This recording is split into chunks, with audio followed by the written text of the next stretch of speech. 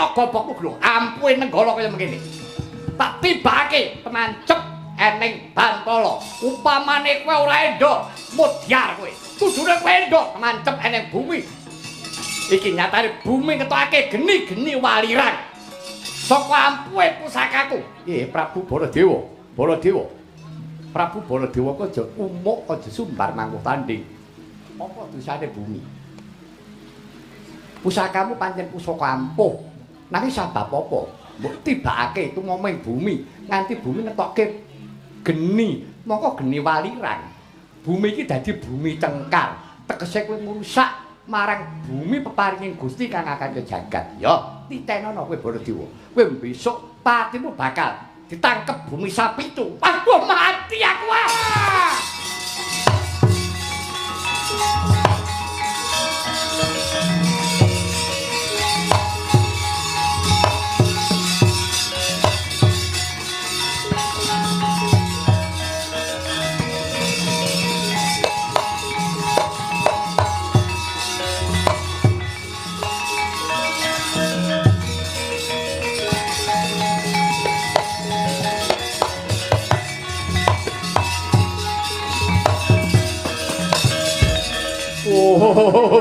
Oh, dewa.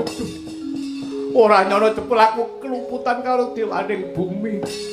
Besok patiku bakal dicepet bumi sapi itu. Aduh, mati aku. Aduh, bakale kepiye aku iki.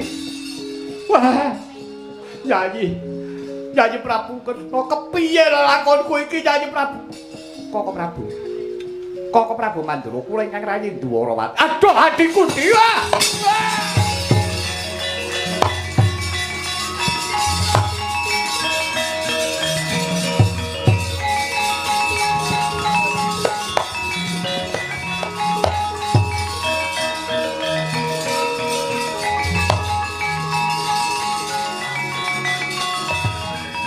Oh, adikku adikku. Piye Yayi? Lelakonku kaya ngene iki piye Yayi? Ya mbok. Aku iki weneh ana panemu. Piye lelakonku iki? Kula ki ambake mawon nggih judhek. Judhek sebabe apa? Sambutan kula kathah. Yayi, kowe iki aja kaya ngono. Aku iki njaluk tulung tenan. Piye lelakonku iki? Koko Prabu. Sesembahan kula Koko Prabu. Suwi. Kok jebule kok kowe? Wong edan. Lah kula mau wonten mriki kok. Lah cara kula meneng wae. Lah kula bengok-bengok darane ora ngajeni. Piye kuwi? Karo tanggane during-uring. Nyanyi Kresna, lah niki lho. Wah, adikku iki. Wah. Oh alah. Wong nek kesusu dadine ya kaya ngono kuwi mula ta mula. Iki mling niku dipenggale, ngoten. Piye Yayi? Lelakonku iki Yayi. Oh. Kresna. Bakal aku iki ditangkep bumi sapi itu. Wah.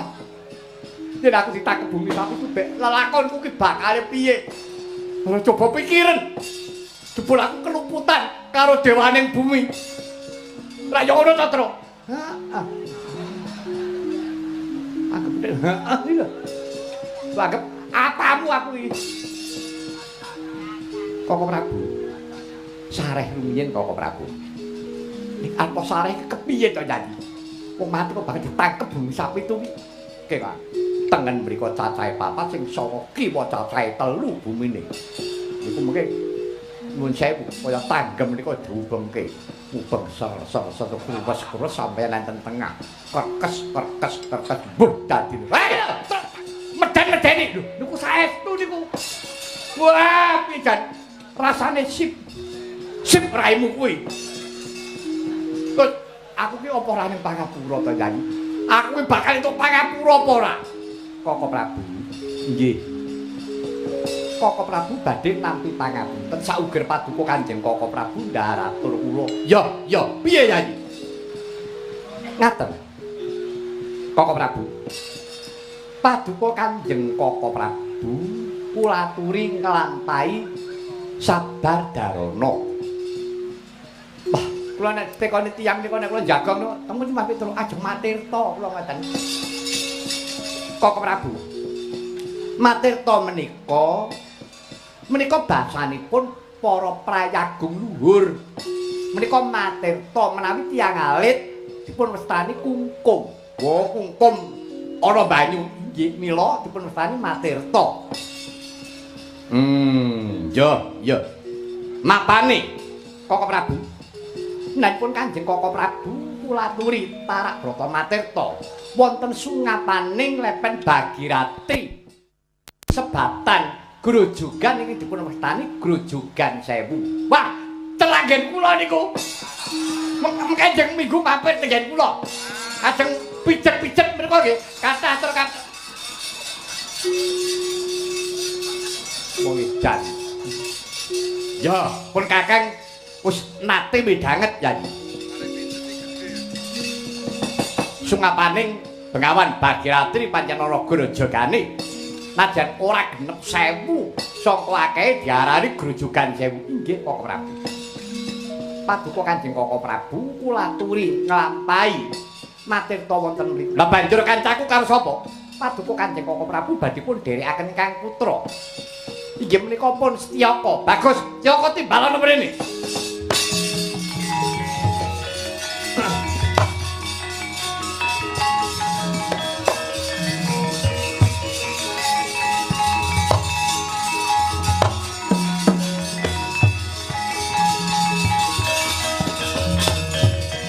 Yoko, wonten timbangan ke kadhew Kanjeng Rama Prabu. Dina iki dherekna ingkang wa Mandura. Lun Koko Prabu Mandura bakal nindakake tarak brata Matirta ana sungapaning Bengawan Bagirati. Inggih. Nah, derekna lan sira leladya apa keparing ingkang wa Mandura estokna. Inggih. Kula istaken dawuh paduka. Kanjeng Rama Prabu. Yoko, kula wonten dawuh wae. Iki ndereka kawanipun wae. Durung pancen aku bakal nebus marang dosa kaluputanku, nggih.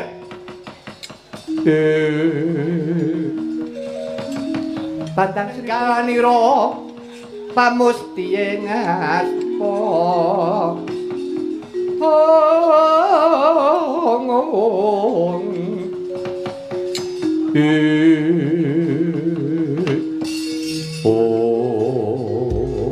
Yayi, cetok ora kesuwen direngipun Kakang tumuli Budha. Marang sungapaning Bengawan Bagirati. Inggih, sungkem kula nggih nderek paduka Kanjeng Koko Prabu.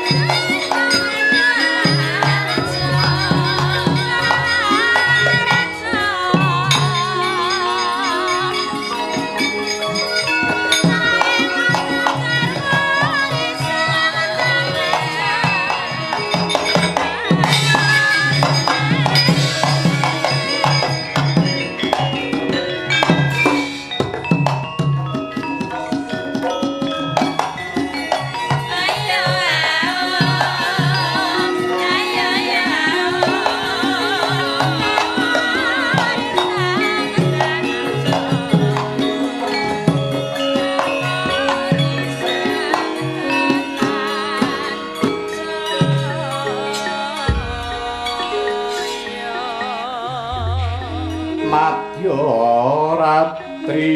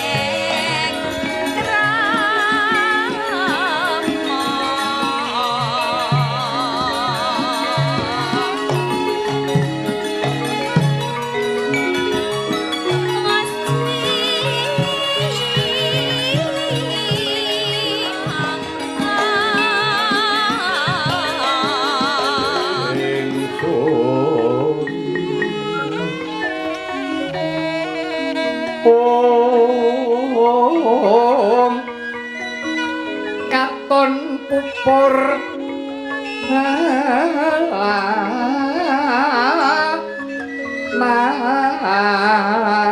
Patan Wong Kunir pita kasoka ayu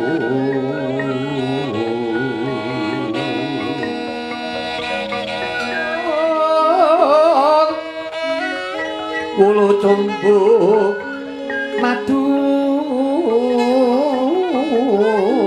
karo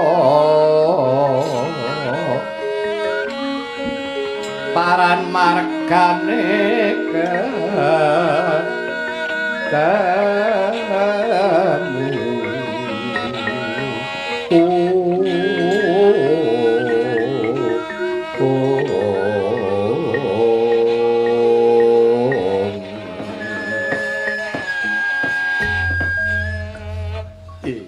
Astungkara sidam sekaring bawana langgeng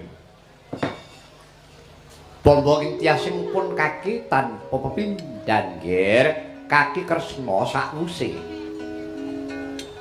jeneng sira putu Prabu rawuh marang negara Wirata renteng-renteng reruntungan lawan kadang-kadang ira para Pandhawa titik lamun wis purna anggonira tarak Bratanendra ingkang mengkono pun kaki banjur eling duk rikalan lakon Wirata Parwa biyen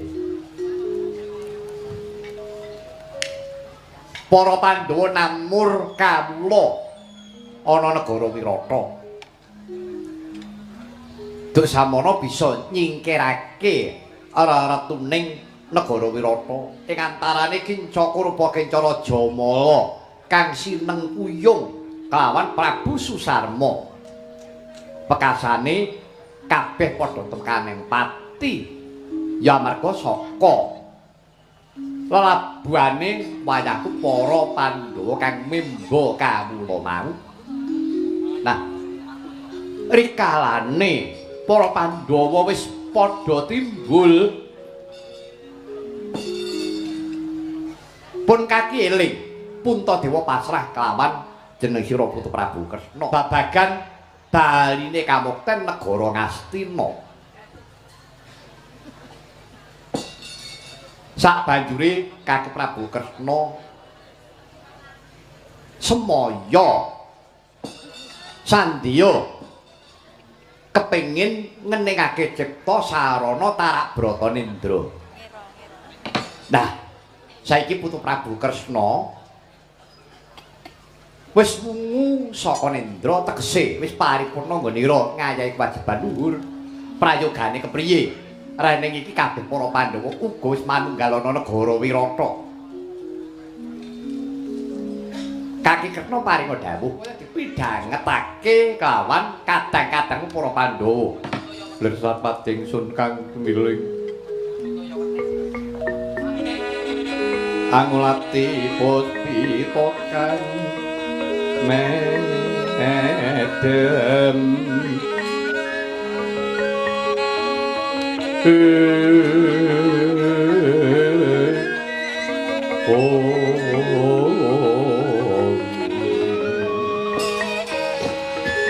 Kanjeng Prabu Maswapati kepriye nggih Kaki Kresna inggih Kanjeng Hyang saderengipun ingkang wayah Dwarawati matur reh ning menika inggih wonten pamonging Pandhawa inggih menika Kakang Semar. Mbok yuwa Kakang Semar coba panjenenganmu tak aturi medhar sabda kepriye munggo sambung rapete kelawan pangandikane Kanjeng Hyang Prabu Maswapati iki mau. Kula kedah matur, ya pancen mengkono. Inggih, metu bae. Kaya bisa dikei gawean. Keterangane nek eneng wong leren ngono do serik. Ya ora mengkono to Kakang, wong nyatane sing priksa ki ya mung Kakang Badranaya. Nggih, pun mboten samang alembana rasa diumbul-umbulke nek ceblok lah malah cilaka awak kula. Ngaten menika matur sinuwun Wirata Prabu Maswapati lan sedaya momongan kula para Pandhawa. Pancen kinodrataken Pandhawa badhe nyuwun pangsuling kamukten negari Ngastina. Kula wangsuli malih nyuwun pangsuling kamukten negari Ngastina menika kedah dipun sranani ngawontenaken duta menika kaping 3. Dutaning Pandhawa menika kedah kaping 3 saenget kula nembe kaping 2 kelampahan ingkang sepisan. Ngawontenaken duta inggih menika para Pandhawa duta ibunipun piyambak Dewi Kunti Talibrata. Ngengetaken kaliyan Prabu Duryudana mboten dipun paelu. Malah Kanjeng Ratu Kunti dipun paneni kali Duryudana duman-uman. Wong tuwa ora ngerti tata nyampuri perkaraning anak sak piturute. Ngantos Dewi Kunti cuwa penggalipun boten kersa kundur kempal kaliyan para Pandhawa. Sakniki enten pangumbakan kempal kaliyan kadangipun inggih menika pun Widura. Lah, lajeng ingkang angka kalih ngawontenaken duta malih dipun sarirani Narendra Pancala Prabu Drupada utaken kaliyan Duryudana dipun uman-uman malih malah Drupada rikala semanten ngaten mestakanipun dipun gabul mawi boga tegese nun sewu mestakane duyek nganggo sega nganti diunek-unekake karo Kurawa muni elek kabeh teng alun-alun ratu-ratu kaya kembang semboja mung apike mung kanggo nguruki wong mati ratu-ratu kemeladian uripe nemplek-nemplek karo wong liya ngantos cuwa manahipun Prabu Drupada. Lah menika kedahipun menika ngawontenaken duta pamungkas duta ingkang kaping 3. Mengkono Kyai Semar. Nggih. Lah kira-kira sing pantes minangka dutaning Pandhawa kuwi sapa? Kula mboten matur kata-kata. Rikala Sumatera sampun wonten tiyang ingkang sagah. Wis ana wong saguh minangka dados dutaning Pandhawa. Kadya panjenenganipun nate ngendika lati karo Pakarti kudu nyawiji ucape batine kudu padha dibuktekke mawon. Mangke dos pundi dadosipun? Semareka den prayitna semunira rire eka dale Tityani Gandayani Trisunya Purnama sasi kilar semedi tengahing latar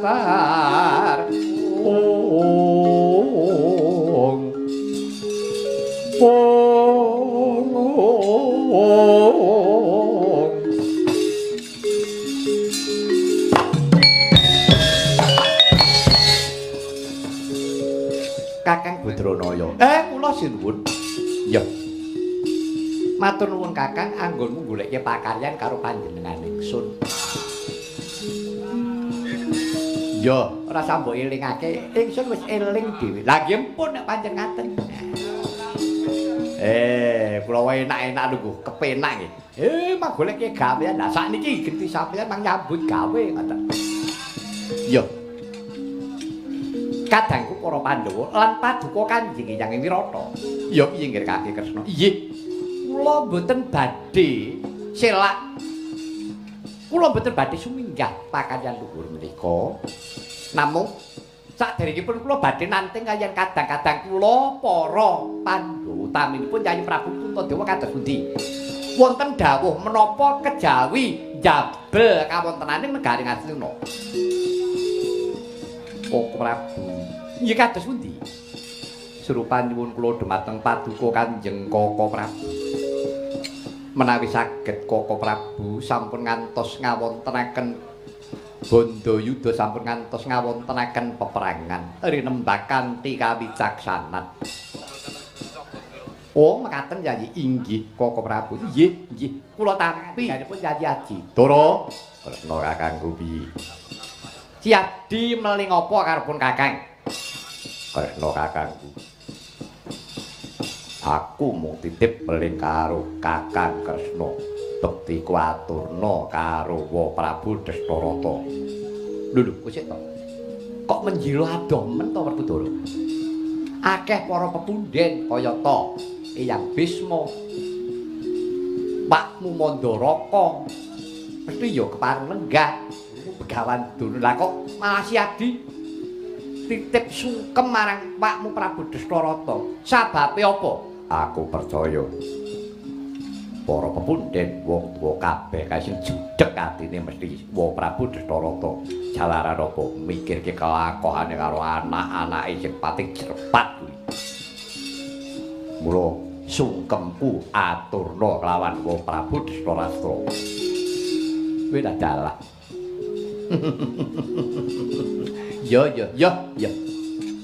Ya. Pun kakangku sing bakal matur. Arjuna kan matur apa, Prabu? Piye? Saged paduka Kanjeng Koko Prabu kula aturi mboyong kunduripun Kanjeng Ibu Kunti Talibrata.